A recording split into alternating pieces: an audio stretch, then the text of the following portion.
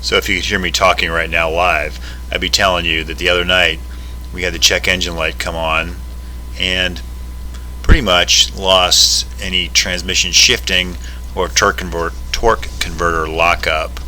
So came home, parked it, cleared the code today, it drove fine, everything was clear, shifted fine, but I want to change the transmission fluid and the pan gasket is leaking on this, so I want to go ahead and replace that gasket and change the transmission fluid and see if we can make this thing live a little longer.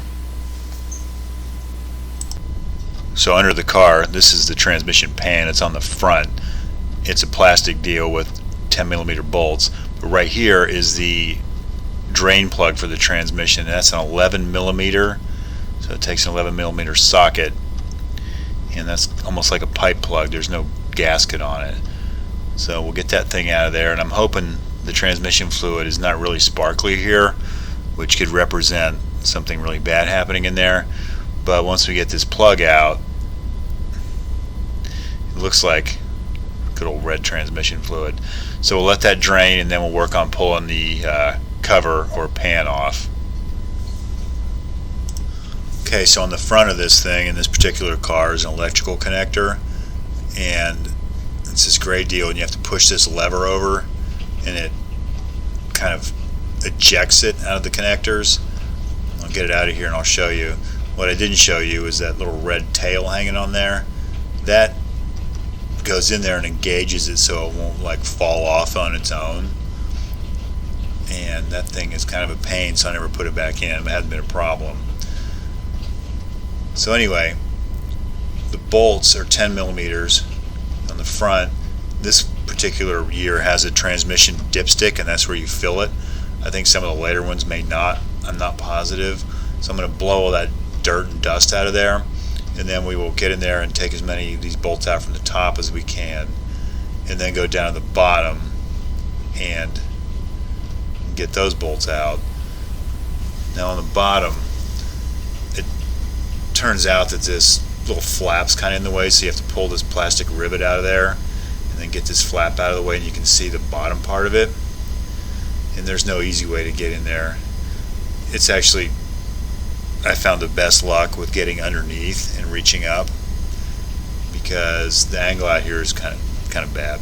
So we'll get under there and get as many of those out, and then we end up going back to the top and having to remove the airbox. So I have most of the bolts out of the front of the pan. I decided to take the air filter airbox assembly out. I don't think I'll be able to get that thing out of there without it. So it's held in with like these T25 wood screws, and there's looks like a 10mm head bolt up here in the corner. I should probably know all this, but having done this before, anyway. So that comes out, and the thing's attached somewhere.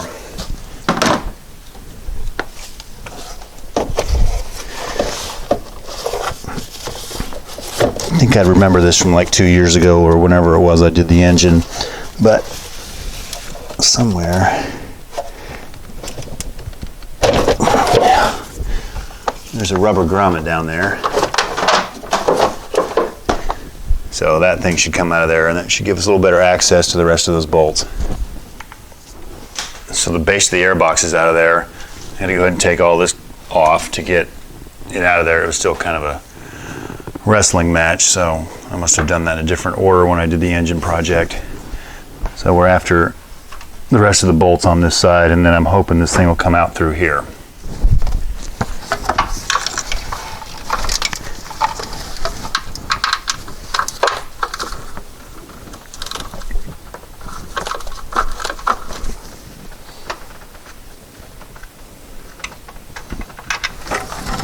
Remember, the second one down has a stud on the front. Wasn't anything attached to it, and I don't recall anything attached to it before. I'm not sure what it's for.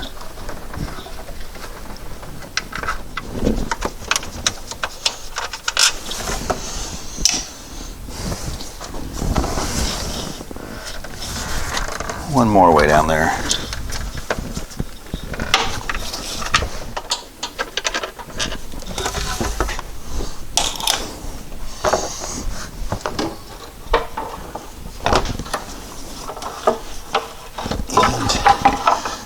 Yeah, we wouldn't have gotten that out of there without taking this airbox deal out. There we go. Inside looks okay. The outside's going to spend some time in the parts washing machine. And then there's the rubber gasket that goes in there. I cleaned the pan out in the parts washing machine. Sprayed it off with some brake cleaner and one of these white balls. Cleaned it really well. So I have a new gasket, a Delco version. This thing was like $5 on Amazon, so it's probably the wrong part.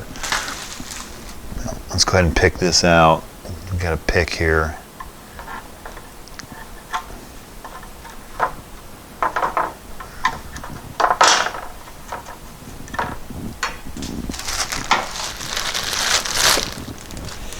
Double bag for your protection, I guess.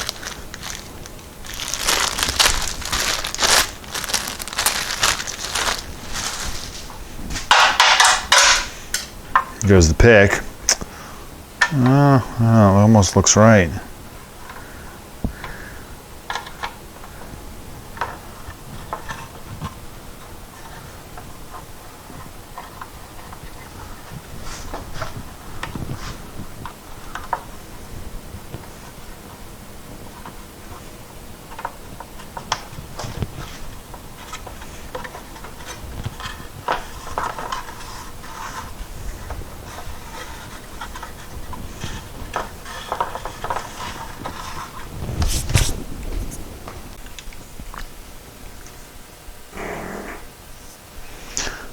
So with that gasket pressed in there, I'll put this back in the car. I was looking for a transmission pan torque spec. Couldn't find one, but you know what, it probably doesn't matter. These have the metal sleeves in the pan, so snug should be fine because you're not going to crush it down. I will get this back in there. I'm not sure how much you'll be able to see this. Okay, that thing's back on there and it's tight. I have a funnel in the trans. Also on Amazon, I was able to purchase 1 gallon or 4 quarts of a genuine AC Delco Dexron 6 automatic transmission fluid. There's no T in there.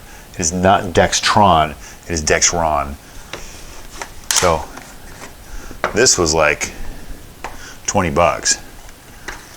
This stuff at the parts store is like $8 a quart. So figured I'd start with this, and I'm pretty sure it's going to take more, but we'll go ahead and start filling this back up.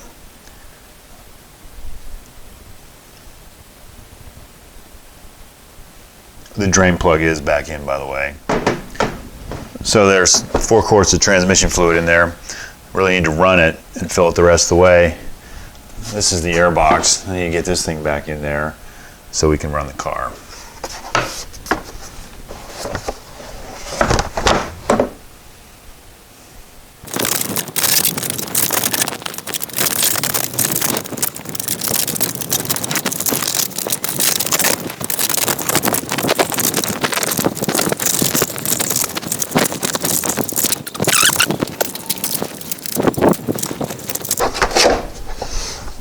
Ta-da!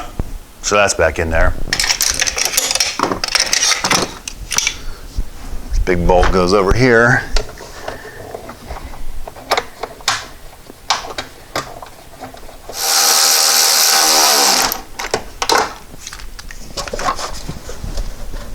Ow! The rest of it just kind of pops down on these grommets.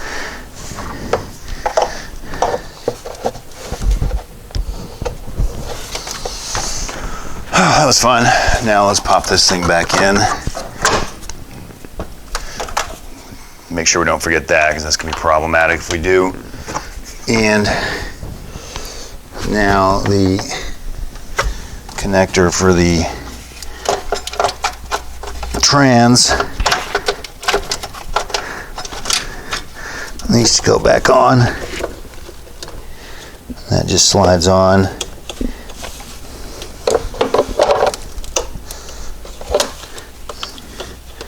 pull a little tab over and it engages it. And you go wipe the blood off. Air filter. Knock the big chunks out. Go back.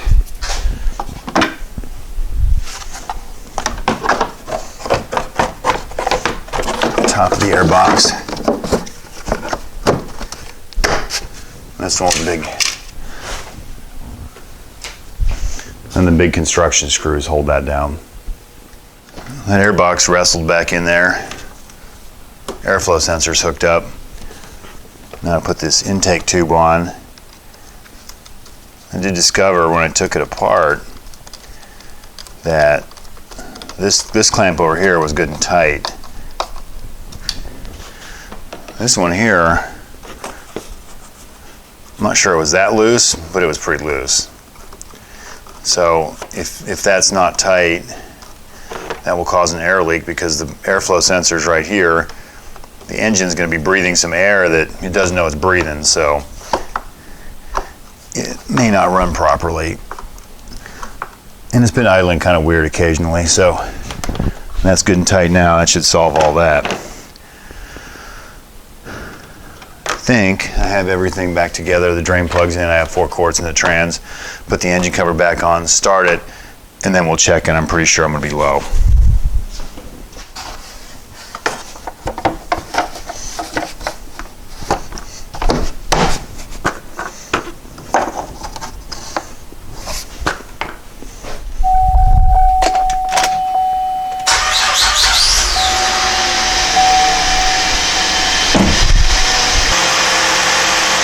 And barely on the stick.